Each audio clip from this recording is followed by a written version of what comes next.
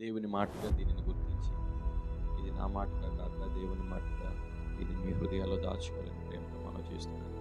యెషయా గ్రంథం 7వ అధ్యాయం 14వ వచనం. యెషయా గ్రంథం 7వ అధ్యాయం 14వ వచనం. ఒక మాట చదువుకున్నాను చూడండి, దేవుని వాక్యం నుంచి. కాబట్టి సూచన మీకు చూపును, ప్రభువు తానే మీకు ఒక సూచన చూపుతున్నాడు. ఆలకించుడి.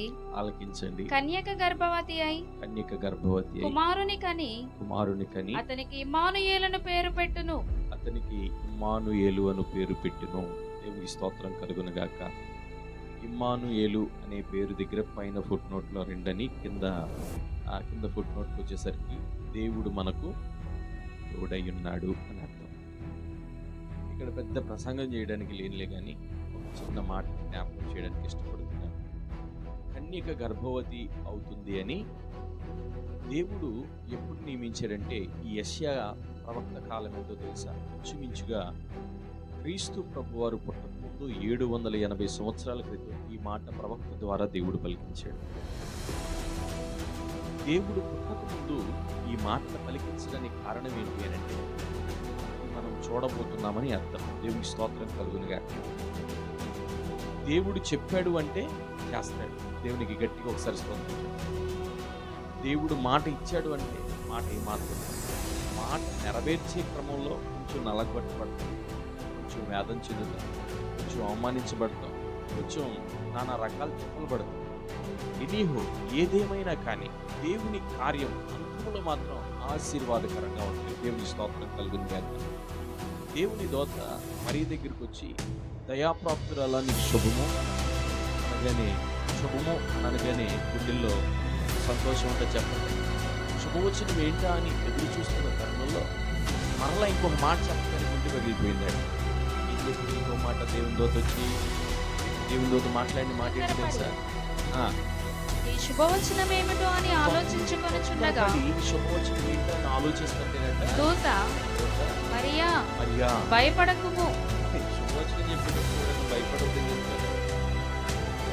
అన్న మాట అనగానే భయపడదు, దేవుని వలన నీవు కృప పొందితివి. ఇదిగో నీవు గర్భము ధరించి కుమారుని కని ఆయనకు యేసు అను పేరు పెట్టుదువు. ఆయనకు యేసు అని పేరు పెట్టు. గట్టిగా స్తోత్రం చెప్పండి. ప్రవచనం దేవుని యొక్క నెరవేర్పు. దేవుని స్తోత్రం కలుగునుగా. వీటిలో దేవుడు చాలాసార్లు చాలా రకాలుగా వాక్యం వినేటప్పుడు అనేక విధాలుగా దేవుడు మీతో మాట్లాడి, దేవుడు మీకు తోడై ఉంటానని చెప్పి మీకు చేస్తానన్న కార్యాన్ని ఆలస్యం చేస్తున్నాడు. నీ దిగులు పడాల్సిన అవసరం లేదు, చింతించాల్సిన అవసరం లేదు. మన పక్షాన వ్యాజ్యమాడేవాడు సర్వశక్తిమంతుడైన యెహోవా. స్తోత్రం కలుగునుగాక. దావీదు పొట్టోడేనండి, జ్ఞానం లేనోడే, పనికిమాలినోడే, ఎందుకు పరగాని వాడు, అందరిలో తీసివేయబడినవాడు. కానీ దావీదుకే దేవుడు కావాల్సి వచ్చింది. దేవుడికి దావీదే కావాల్సి వచ్చింది. దేవునికి స్తోత్రం కలుగునుగాక. మనం అందరిలో తీసివేయబడిన వారం, అందరిలో పెరిగివేయబడిన వారం, అందరి నోట చీచా అనే స్థితిలోనే మనం ఉన్నవారం. రేపొద్దున దేవుని ఎదుట నిష్కలంకులుగా మనల్ని నిలబెట్టి ఆయన ఉన్నత రాజ్యాన్ని కట్టే బాధ్యత మనకే ఇస్తాడు. గట్టిగా స్తోత్రం చెప్పండి. మనం ఎవరిలో తీసివేయబడిన వాళ్ళం కాదు, మనం ఎవరిలో పక్కన కట్టబడిన వారం కాదు. దేవుని రాజ్య సువార్త కొరకు కట్టబడడానికి ఆయన మనకు తోడుగా ఉండి మనల్ని నడిపించడానికి సమర్థుడైనటువంటి దేవుడు ఆయన. అందుకని అంటున్నాడు, ఆయన మనకు తోడు. ఇమ్మానుయేలు దేవుడిగా మన కొరకు భూమి మీదకి వచ్చాడు. ఆయన మనకు తోడై ఉంటున్నాడు. బైబిల్ గ్రంథాన్ని మనం తిరగరాస్తూ చూస్తూ ఉంటే, చాలా మందిని మనం చూస్తూ ఉంటే, ఎంతో మందికి దేవుడు తోడై ఉండి అపజయాలను జయాలుగా మార్చాడు, కన్నీటిని నాట్యంగా మార్చాడు, రోగులను స్వస్థపరిచాడు, అనేక రకాలైనటువంటి ఇబ్బందుల్లో ఉన్న వారిని లేవనెత్తి ఉన్నతమైన సంతోషాన్ని. దేవుడు ఒక విషయం తెలుసా? ఆయన గురించి చెప్పాలంటే ఆయన 100% మానవుడు, 100% దేవుడు. ఆయన 100% మానవుడు ఎందుకు చెప్తానంటే, ఒక ఆవిడ లోకసువార్త సబ్మిట్ అయ్యేది కానీ లోకసువార్తలో ఒక కొడుకు, తల్లికి ఒకగానొక కుమారుడు. ఆ కుమారుడు చనిపోతే ఏడ్చుకుంటూ వెళ్తున్న తరుణంలో యేసు ప్రభు వారు కూడా ఏడ్చిన సందర్భం మనకు కనపడుతుంది. యేసు ప్రభు వారు ఏడ్చి ఆమె కొద్దివేంటో చూసి ఆ కుమారుని ఏం చేస్తారు తెలుసా? తిరిగి మరలా బ్రతికిస్తారు. దేవుని స్తోత్రం కలిగాక ఆమెకు తోడై ఉన్నాడు కాబట్టి చనిపోయిన వాడిని లేపనెత్తగలిగాడు. లాజరు స్థితి ఉన్నది, చనిపోయి ఉన్నాడు, లేవనెత్తి. దేవుడు మనకు తోడై ఉంటే మన జీవితంలో నిర్జీవమైన స్థితులన్నింటినీ మళ్ళీ జీవముతో నింపి తీసుకొస్తాడు బయటికి. స్తోత్రం కలుగును గాక. దిగులు చెందాల్సిన అవసరం లేదు, భయపడాల్సిన అవసరం లేదు.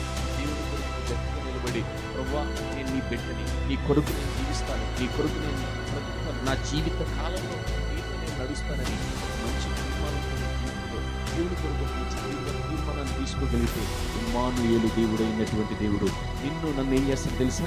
నా ఉన్నత రాజ్యానికి వారసులుగా చేసుకుంటాడు. చివరిగా నా మాటను ముగించే ముందు వెనకాల మంచి మాట రాయించారు దేవుడిలో. మొదటి యోహాను పత్రిక 4:10 త్వరగా ఒక మాట యోహాను పత్రిక 4 మనకి ఎంత గొప్ప దేవుడో చూడండి. మనకి కూడా ఎన్నడానికి ఎంత గొప్ప కుమారుడు మన కొరకు పంపాడు. ఒక్క మాట, ఆ మాట చదువుతుంది ముగిస్తాను చూడండి. యోహాను పత్రిక 4:10.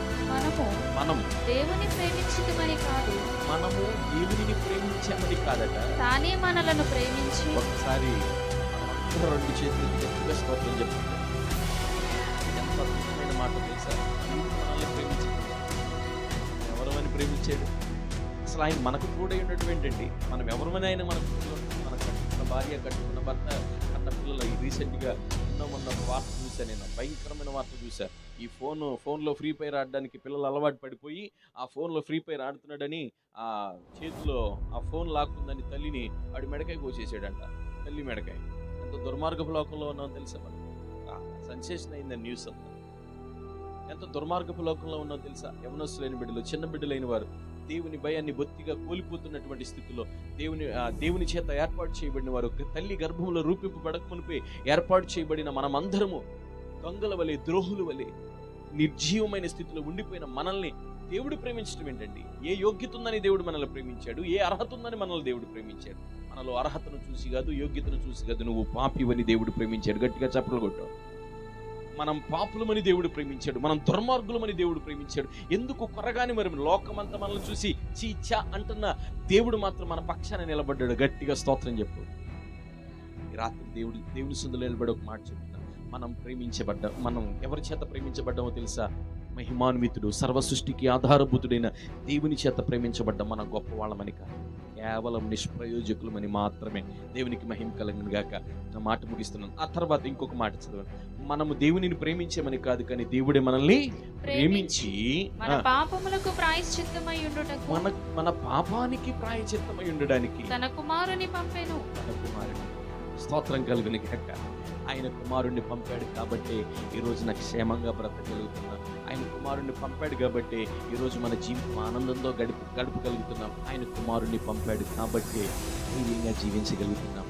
ఆ ధైర్యంతో, ఆ ఆనందంతో, ఆ ఇమ్మానుయేలు దేవుడు మనతో ఉన్నాడని సంతోషంతో ఈ క్రిస్మస్ దినాలు గడపాలని, ఈ సంతోషకరమైన రక్షణార్థమైన క్రిస్మస్లో వీరును పాలు పొందుతూ ముందుకు సాగాలని కోరుతూ నా మాటలు ముగిస్తున్నాను. దేవుడు మిమ్మల్ని, మీ కుటుంబాలను దీవించి ఆశీర్వదించునుగాక.